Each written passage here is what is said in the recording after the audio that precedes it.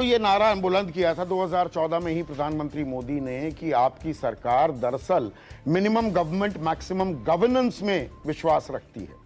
और आपने कहा सरकार का एक तौर तरीका होता है, तो तारीखें दी जाएंगी। 29 दिसंबर की तारीख दी थी किसानों ने, 26 दिसंबर को एक चिट्ठी लिखकर सरकार ने कहा ना ना ना, आप कहां से तय करेंगे, हम 30 तारीख को बैठक करेंगे। तो ये सरकारी प्रक्रिया में ही फंसे रहेंगे हम।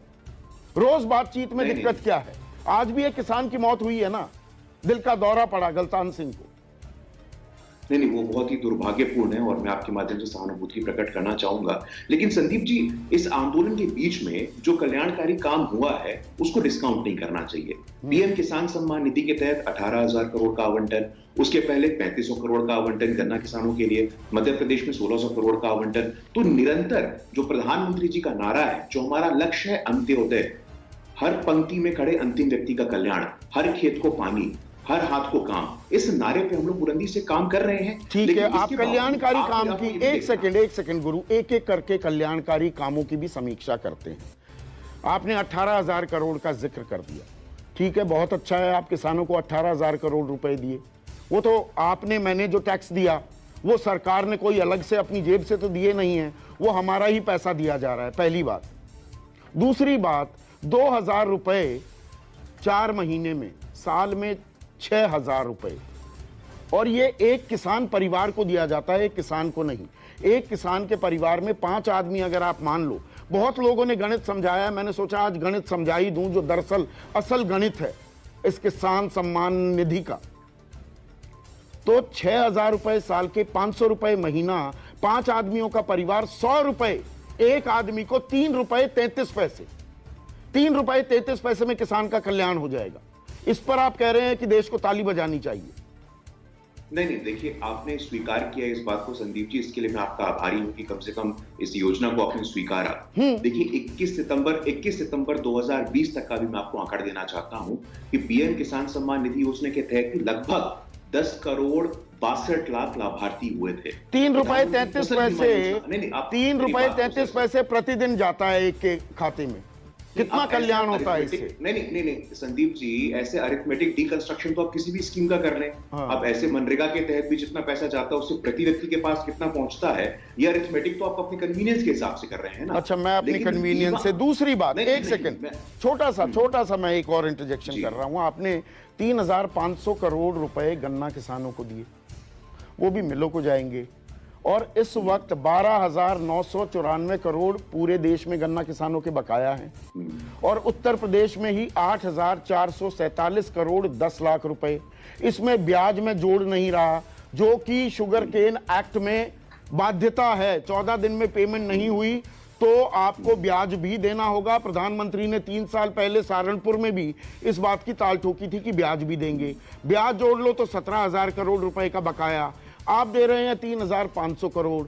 पश्चिमी उत्तर प्रदेश के हैं राकेश टिकैत, बता दें अभी भी पिछले साल 2020 के फरवरी के भी बिल पेंडिंग पड़े हुए हैं, मार्च, अप्रैल और मई के तो पैसे नहीं आए, और आप कह रहे हैं 3,500 करोड़ दे दिए। अरे तो संदीप जी, ये पहला इंस्टॉलमेंट है, आगे के इंस्टॉलमेंट नहीं आएंगे क्या?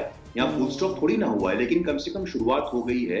अभी इकोनॉमी और लॉकडाउन के बाद जो स्थिति थी उसके बावजूद भी हम लोगों का जो कमिटमेंट है, हम लोगों के कार्यकाल में लगभग 8 लाख करोड़ का एमएसपी दिया गया है।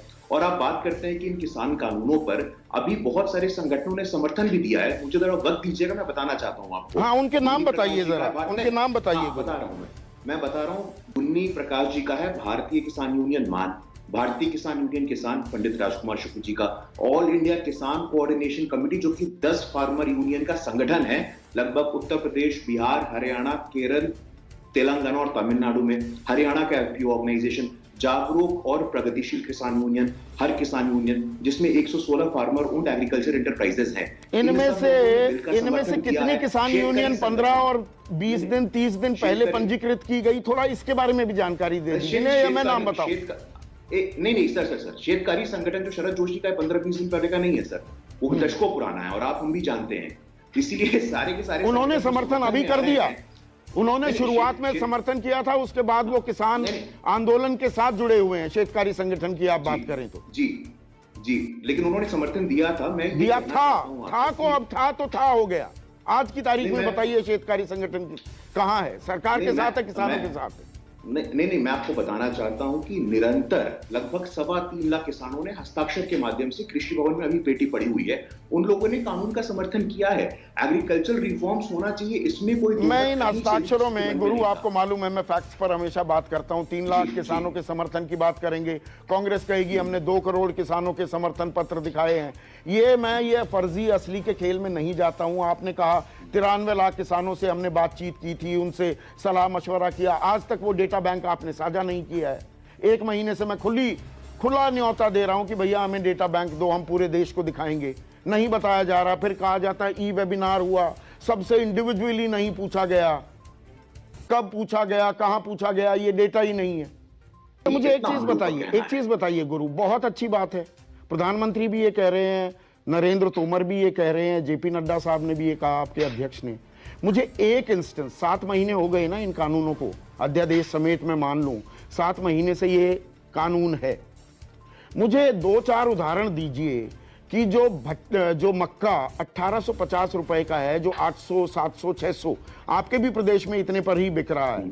मुझे 2-4 उदाहरण दीजिए जी, मक्का 2500 रुपए पर खरीद रहे हैं, या कपास 5515 रुपए की है, वो 7500 रुपए में खरीदी जा रही है। मुझे 1-2 उदाहरण दीजिए कि ये ऊंचे दाम पर, मैं आपको कपास के, धान के, मक्का के, मूंग के, सबके दाम बता दूंगा। मूंग 7219 रुपए की 4200 रुपए में बिक रही है। 1868 रुपए का धान 1100 रुपए में बिक रहा है। मुझे बताइए तो, देश को बताइए कहां पर ये एमएसपी से ऊपर खरीदा जा रहा है। नहीं, देखिए संदीप जी, अब इसमें ऐतिहासिक पृष्ठभूमि भी देखने की आपको आवश्यकता है। मैं बता दूं आपको कि गेहूं 2013-14 में क्या एमएसपी था, 1400 रुपए। 2020-21 में क्या है, 1975 रुपए। वृद्धि कितनी हुई है, 41% की हुई है। धान पे आइए, पूरे साल का गिन देते हैं, ये बताना भूल जाते हैं गुरु। 4 साल तक, देखिए मेरे पास आंकड़े होते हैं ना, 4 साल तक आपने न्यूनतम समर्थन मूल्य संदीप जी नहीं बढ़ाया गेहूं का, फिर 2 साल में इजाफा किया। संदीप जी, एक ऐतिहासिक पृष्ठभूमि आप देखेंगे कि नहीं देखेंगे? हाँ। पिछले 6 साल का इतिहास देखेंगे। मैं बता रहा हूं आपको, वृद्धि हुई है जिन एमएसपी में, वो तो आपको जानना समझना चाहिए ना। गेहूं में एमएसपी में वृद्धि होना और असल खरीदी होने में दिन रात का अंतर होता है। खरीदी कहां पर हो रही है? आप मुझसे पूछ रहे हैं कि आपका कमिटमेंट क्या है एमएसपी का। अब आप कमिटमेंट किस आधार पे जांचेंगे? कमिटमेंट इसी आधार पे जांचेंगे कि कितना ट्रैक रिकॉर्ड रहा है हमारा पिछले 6 वर्षों का। जब मैं आपको बता रहा हूं तो उससे आपको आपत्ति हो रही है।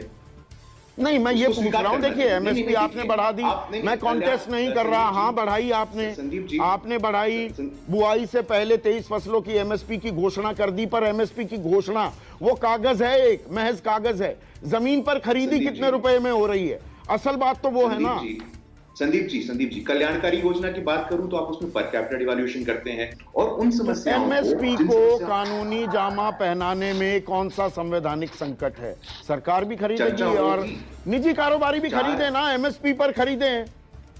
संदीप जी, 4 जनवरी को 2 बजे सरकार के प्रतिनिधि और किसान नेता बैठने वाले हैं। मुझे लगता है कि हम लोगों को इंतजार करना चाहिए। जो भी संदेह है, जो भी संशय है, उन सबको दूर कर दिया जाएगा और इस विषय पर चर्चा होनी है। ये स्टूडियो पे थोड़ी ना तय होगा।